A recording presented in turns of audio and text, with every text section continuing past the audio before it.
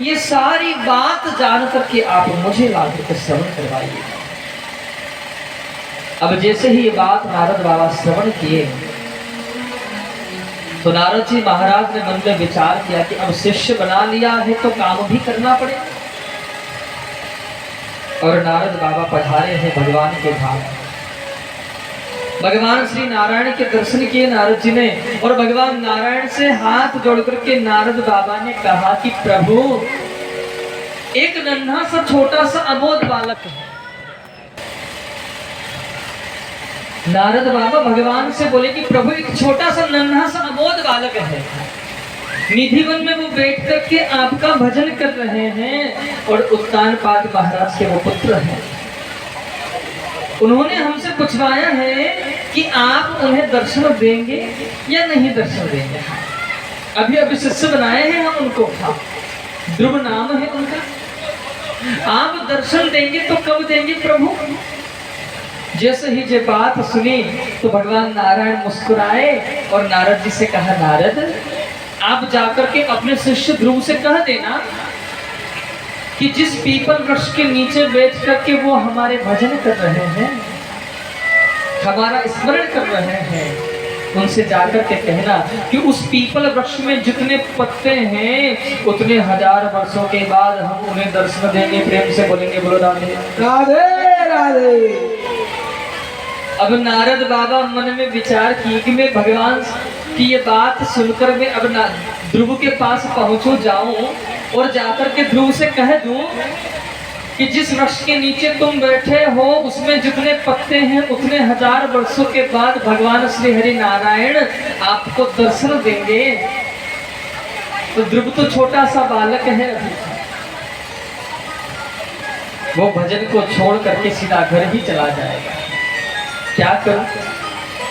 नारद बाबा थोड़ा सा अस्त व्यस्त हुए, अत तत्र भ्रमण करने के लिए प्रस्थान किए हैं और इधर ध्रुव जी महाराज जमुना जी में स्नान किए और स्नान करने के पश्चात में आचमन किए हैं और निधिवन में पीपल वृक्ष के नीचे बैठ करके ध्रुव जी महाराज भगवान का भजन करने लगे हैं। ध्रुव जी महाराज ने भगवान का भजन करना आरंभ किया है और पहला महीना प्रारंभ हुआ है भगवान के भजन का, जिसमें ध्रुव जी महाराज 6 दिन तक तो कुछ ग्रहण नहीं करते थे। 6वें दिन शाम के समय कुछ फल तोड़कर लाते थे और उन फलों को ग्रहण कर लेते थे। धीरे धीरे समय व्यतीत होता गया है और 1 महीना ध्रुव जी महाराज का पूर्ण हो गया। दूसरा महीना प्रारंभ हुआ है जिसमें ध्रुव जी महाराज अब फल ग्रहण करना त्याग दिए हैं। अब हरी हरी पत्तियों को तोड़ कर लाते हैं और उनका सेवन करते हैं और भगवान का भजन करते हैं। धीरे धीरे समय व्यतीत होता गया। दूसरा महीना पूर्ण हुआ है, तीसरा महीना आरंभ हुआ है जिसमें हरी हरी पत्तियों को सेवन करना बंद कर दिए ध्रुव बाबा और अब सूखी पत्तियां जो वृक्ष से टूटकर नीचे गिर जाती है उनको इकट्ठी कर लेते हैं और उन्हीं को ग्रहण करते हैं और भगवान का भजन करते हैं। धीरे धीरे तीसरा महीना व्यतीत हुआ, चौथा महीना प्रारंभ हुआ है, उसमें केवल मात्र जलपान कर रहे हैं और जैसे ही चौथा महीना पूर्ण होने के पश्चात 5वां महीना आरंभ हुआ है, ध्रुव जी महाराज अपनी श्वास को भी रोक करके बैठ गए हैं। जब अपनी श्वास को रोक करके बैठे हैं तो जितने भी देवता वहां पर थे आकाश मंडल में, सब देवताओं के प्राण अमृत हो गए। सब देवता भगवान के पास में पहुंचे और भगवान से हाथ जोड़ करके बोले, प्रभु आप अपने भक्तों को जाकर के दर्शन दे दीजिए, हमें बड़ा कष्ट हो रहा है। बस यही बात कही है, ध्यान दीजिएगा। भक्त के मन में ये भाव होना चाहिए, भगवान का भजन जब भक्त कर रहा हो तो ऐसा प्रभाव होना चाहिए कि अगर भगवान की इच्छा न हो सन्मुख आने की, फिर भी प्रभु आने के लिए मजबूर हो जाए। प्रेम से बोलेंगे फिर भगवान मजबूर हो जाए कि अब तो मुझे जाना ही पड़ेगा। सुखदेव बाबा वर्णन कर रहे हैं राजा परीक्षित को कि राजा, भगवान की इच्छा नहीं थी ध्रुव जी के सम्मुख आने की, लेकिन जैसे ही 5 महीने पूर्ण भय कि भगवान नारायण सम्मुख पधारे हैं और ध्रुव से बोले, ध्रुव नेत्र खोलो, हम तुम्हें दर्शन देने के लिए पधारे हैं। लेकिन ध्रुव जी महाराज तो नेत्र बंद करके भगवान के भजन कर रहे थे, नेत्र खोले ही नहीं। फिर भगवान ने कहा कि ध्रुव बाबा के हृदय में जो भगवान की चतुर्भुज झांकी विराजमान थी, भगवान उसे अदृश्य कर दिए। जिस प्रकार जल से बाहर आते ही मछली झटपटाने लगती है, उसी प्रकार ध्रुव जी महाराज झटपटाए और ध्रुव बाबा ने अपने नेत्र खोले और सन्मुख मेरे प्रभु के दर्शन हुए हैं। बोलो भक्तवत्सल भगवान की जय। भगवान के दर्शन हुए। ध्रुव जी महाराज बस प्रभु को देख रहे हैं, भगवान की झांकी को निहार रहे हैं, एक टक दृष्टि प्रभु को देख रहे हैं ध्रुव जी महाराज। भगवान अपने भक्त को देख रहे हैं ध्रुव को, और ध्रुव जी महाराज प्रभु को देख रहे हैं। इधर नारद जी महाराज भी पधारे हैं, संदेश लेकर के नारद बाबा पधार गए। लेकिन नारद जी महाराज ने जब भक्त और भगवान को आमने सामने देखा है, तो नारद बाबा भी सोच में पड़ गए। देखो देखो, दुनिया के लोग झूठ बोलते हैं, इसमें कोई संदेह की बात नहीं है। जगत के लोग हैं, झूठ बोल सकते हैं, लेकिन दुनिया बनाने वाला जगतपति आज झूठ बोल रहा है। ये तो ठीक रहा कि मैं ये संदेश लेकर के ध्रुव के पास समय से नहीं पहुंचा, नहीं तो आज सभा में हमारी भी हंसी हो जाती कि देखो गुरुजी भी झूठ बोलते हैं। नारद बाबा दूर ही खड़े रह गए हैं। अब यहाँ भक्त और भगवान की चर्चा है।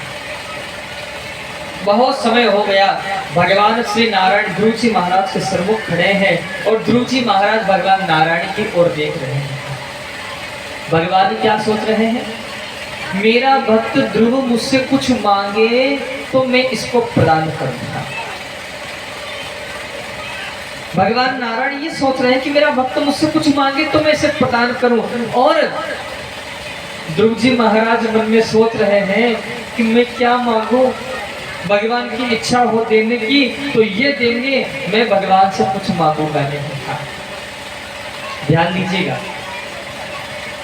भगवान की भक्ति करें, भगवान की सेवा करें, लेकिन भगवान की भक्ति और भगवान की सेवा के पश्चात भगवान से कभी कुछ मांगे नहीं। दक्षिण के एक संत हुए हैं जिनका नाम है श्री रामदास जी महाराज।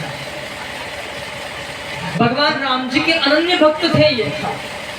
भगवान राम जी की बहुत सेवा करते थे। एक दिन भगवान राम जी की सेवा कर रहे थे और सेवा करते करते भगवान राम जी से बोले कि हे प्रभु राम जी, मैं आपकी सेवा कर रहा हूँ, मैं आपकी भक्ति कर रहा हूँ, मैं आपकी पूजा कर रहा हूँ, इसके बदले में कभी मेरी मांगने की इच्छा हो भी जाए, मैं मांगने की गलती कभी कर भी लूं, क्योंकि मैं इंसान हूँ, मनुष्य हूँ, मैं गलती कर सकता हूँ, मैं जीवात्मा हूँ, मैं गलती कर सकता हूँ, लेकिन आप परमात्मा हो प्यारे, आप मुझे देने की गलती कभी मत करना। बड़ी सुंदर बात कही है बाबा ने कि मैं कभी मांगू तुझे पर तुम न देना कुछ मुझे, कि मैं अगर मांगू तुझे पर तुम न देना कुछ मुझे, वरना आशिक नहीं मजदूर हो जाऊंगा मैं। अगर मेरे मांगने पे आपने मुझे कुछ दे दिया तो मैं आपका भक्त नहीं प्यारे, मैं तो वरना आशिक नहीं मजदूर हो जाऊंगा। मैं आपका भक्त नहीं, मैं तो मजदूर हो जाऊंगा कि आपकी इतनी सेवा किया हूँ, इतनी पूजा किया हूँ, इतनी आराधना किया हूँ, इतने जाप किया हूँ, उसके बदले में मुझे कुछ प्रदान कर दो। प्रेम से बोलेंगे, इतना जोर से ना बोले, थोड़ा सा और धीरे से बोलेगा। बोलो राधे राधे। सुखदेव बाबा राजा परीक्षित को उल्लेख कर रहे हैं कि भगवान सोच रहे हैं कि मुझसे कुछ मांगे, और ध्रुव जी महाराज सोच रहे हैं कि भगवान मुझे कुछ दे, मैं भगवान से कुछ मांगूंगा ही नहीं। इधर आकाश मंडल में बहुत सारे देवता एकत्रित हो गए हैं और ये दृश्य देख रहे हैं, और सभी देवता मुस्कुरा रहे हैं। क्यों? ध्रुव बाबा की मूर्खता पर था कि देखो देखो ध्रुव कितना मूर्ख है कि भगवान सन्मुख खड़े हैं, भगवान बोल रहे हैं कि तुम कुछ मांगो, और ये कुछ मांग ही नहीं रहे। अगर ये अवसर हमें प्राप्त हो जाता, इतनी लंबी लिस्ट बना कर देते भगवान नारायण को कि महीनों महीनों तक तो भगवान वो पढ़ते ही रहते इसमें क्या क्या लिखा था। यहाँ पर उल्लेख किया, ध्रुव जी महाराज भगवान की आराधना करना चाहते हैं, भगवान से कुछ बोलना चाहते हैं, लेकिन ध्रुव जी महाराज अभी कितने वर्ष के हो गए हैं? 5 वर्ष के था। अभी 5 वर्ष की अवस्था है बाबा ध्रुव जी की था। और विद्यालय कब जाया जा सकता है? जब बालक 5 वर्ष से ऊपर हो तब था। अभी स्कूल तो गए नहीं कि कोई मंत्र याद होता तो भगवान को सुना देते। अब ध्रुव जी महाराज की कपोल पर भगवान नारायण ने अपना 5 जन्य शंख थपथपाया है। ध्रुव जी महाराज को चारों वेदों का ज्ञान हो गया है, और ध्रुव जी महाराज भगवान से प्रार्थना करते हैं कि हे प्रभु नारायण, हे विधाता, जो मेरे अंदर विराजमान होकर के जो मुझे बोलने की शक्ति प्रदान कर रहा है, हे प्रभु आपके श्री चरणों में कोटि कोटि मेरे प्रणाम को स्वीकार करें। भगवान ने कहा ध्रुव से कि वो तो अब तुम्हें कुछ चाहिए तो मांग लो ध्रुव। तो ध्रुव जी महाराज बोले प्रभु पहले जब हम घर से आए थे ना, बहुत सोच विचार करके आए थे कि जब आप दर्शन दोगे तो आपसे बहुत कुछ मांगेंगे, लेकिन अब आपसे कुछ मांगने की इच्छा है नहीं था। पहले इच्छा थी प्यारे, लेकिन अब कुछ मांगने की इच्छा नहीं है। ध्यान दीजिएगा, शायद अगर ध्रुव जी महाराज भगवान से कुछ मांग लेते तो भगवान नारायण इनको इतना ही दे करके रह जाते, लेकिन भगवान से कुछ मांगा नहीं तो भगवान नारायण ने भी ध्रुव जी महाराज को बहुत कुछ प्रदान किया है। हम भगवान की सेवा करें, भगवान की पूजा करें, भगवान की आराधना करें, और भगवान से कभी कुछ मांगे नहीं तो भगवान कितना देता है? कितना दिया दातार ने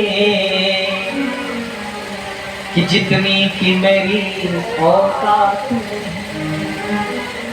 वो भगवान फिर इतना प्रदान करता है कि जितना हम कभी कल्पना नहीं कर सकते हैं, कभी सोच नहीं सकते हैं। क्यों? क्योंकि जहां से जीवात्मा की सोच रुक जाती है, वहां से ईश्वरी सत्ता प्रारंभ होती है, आरंभ होती है। इसलिए तो वो परमात्मा है और ये जीवात्मा है।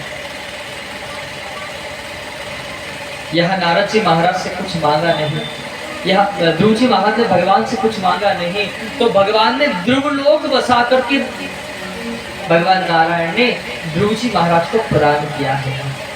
जो आकाश मंडल में सबसे ज्यादा प्रकाश पुंज है, जिसे आप और हम ध्रुव तारा भी कहते हैं, वही ध्रुव लोक बसा करके भगवान श्री नारायण ने ध्रुव जी महाराज को प्रदान किया है। और यहाँ से आगे वर्णन करते हैं कि नारद जी महाराज अब दूर खड़े खड़े ये सब बातें सुन रहे थे। ध्यान दीजिएगा, ये सच्चे गुरु की पहचान है। क्या पहचान है ये सच्चे गुरु की पहचान है कि जब भक्त और भगवान बात कर रहा हो तो गुरु बीच में न जाए। सच्चा गुरु उसी को कहा गया है। आप इस बात को बहुत ध्यान से सुनिएगा, बहुत ध्यान से समझिएगा। वैसे आप सभी भक्त भगवान के अनन्य भक्त हैं, बहुत सावधानी से मेरी कथा को सुन रहे हैं, गोविंद की कथा। मैं चाहूंगा इस प्रसंग पर विशेष करके आप ध्यान दीजिएगा। गुरु किसको कहा गया है? अगर गुरु शब्द की व्याख्या में आपको वर्णन करूं या गुरु का प्रमाण भी अगर मैं दूं तो यहाँ जो कथा मैं आपको वर्णन कर रहा हूँ इससे अच्छा और प्रमाण दूसरा हो नहीं सकता है। भगवान श्री नारायण और ध्रुव जब संवाद कर रहे हैं तो बीच में कौन आए हैं? नारद जी महाराज। लेकिन नारद बाबा दूर खड़े हैं, बीच में पहुंचे नहीं हैं। ये नहीं बोले कि अरे ध्रुव, मेरे कारण तुझे परमात्मा के दर्शन भये हैं तो तू सबसे पहले मुझसे बात करो, तुम्हें जो बात भगवान को कहनी वो बात हमसे कहो, फिर वही आपकी बात हम परमात्मा से कहेंगे। ऐसा बिल्कुल भी नहीं बोले हैं। क्यों? क्योंकि सही मायने में गुरु यही है। रहीमन बाबा लिख रहे हैं इस बात को अपनी लेखनी से। ये देखा देखी की बात नहीं। रहीमन बाबा अपनी लेखनी से लिख रहे हैं कि ये लिखा लिखी की बात नहीं, ये देखा देखी की बात है। रहीमन बाबा लिख रहे हैं ये लिखी हुई बात नहीं है, ये आंखों से देखी हुई स्पष्ट की हुई बात है कि ये लिखा लिखी की बात नहीं, ये देखा देखी की बात है। और दुल्हा दुल्हन मिल गए तो सुनी भई बारात है। वो लिख रहे हैं कि ये लिखी हुई बात नहीं है, अनुभव की भी बात है कि जब दुल्हा दुल्हन जब मिल जाते हैं तो बाराती लोगों का फिर कोई काम नहीं रहता है। ठीक इसी प्रकार से गुरु का काम होता है इस आत्मा का और उस परमात्मा का संबंध करा दे। गुरु अपने मंत्र को दे करके, गुरु मंत्र दे करके इस जीवात्मा को उस भगवान का भजन करने के लिए प्रेरित करता है। और वही जीवात्मा कौन है? स्त्रीलिंग है, माने स्त्री है। और परमात्मा पुरलिंग है, पुरुष है। परमात्मा के लिए प्रेरित करते हैं। यानी ये समझ लीजिए कि एक लड़का एक लड़की का संबंध कौन करवाता है? बीच में आकर के बिचौलिया जिसको बोलते हैं, इधर आके बताते हैं कि देखो वहाँ कन्या बहुत अच्छी है, पढ़ी लिखी बेटी है और परिवार भी बहुत अच्छा, हम बहुत अच्छे से जानते। इधर भी आके कहता है कि भाई तुम यहाँ संबंध कर दो। दोनों तरफ से वो बात ला करके रखता है और दोनों आपस में फिर मिलते हैं, विवाह भी हो जाता है। अब फिर वो बीच में तो विवाह करवाया वो बोले कि देखो तुम कहीं घूमने जाओ तो हमको भी साथ लेकर चलना। बात ठीक है भाई, यही काम यहाँ पर गुरु का है। गुरु अपना मंत्र देकर के इस जीव को परमात्मा के लिए प्रेरित करता है। और जब दोनों का मिलन होता है, जीवात्मा का और परमात्मा का, उसमें गुरु जी आकर के कह दे कि भाई हमने तुम्हें गुरु मंत्र दिया है, सबसे पहले पूजन हमारा करो, वो सही मायने में गुरु नहीं। गुरु वही है जो भगवान को आगे कर दे और स्वयं पीछे रहे। सही मायने में गुरु वही है। गुरु ये नहीं। आज के समय में देखो क्या होता है, बहुत सावधानी से सुनिएगा बात। व्यास जी कथा कर रहे, अरे बड़ी सुंदर कथा सुनाई जी व्यास जी, मन प्रसन्न हो गया। व्यास जी हमारे कोई गुरु जी नहीं, आप गुरु जी बन जाओ। अब व्यास जी ने भी सोचा ज्यादा बड़ा नेटवर्क बनाना है तो ज्यादा चेले होना चाहिए, तभी ज्यादा बड़ा नेटवर्क होगा।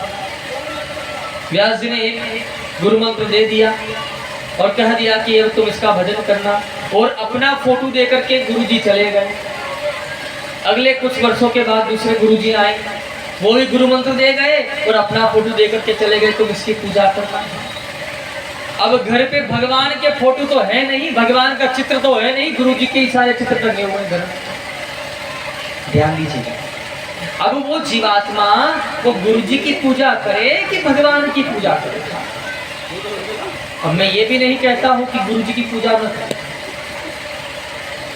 वर्ष में एक बार दिन आता है गुरु पूर्णिमा का, व्यास पूर्णिमा जिसको कहते हैं, उस दिन खूब आप गुरुजी की सेवा करिए।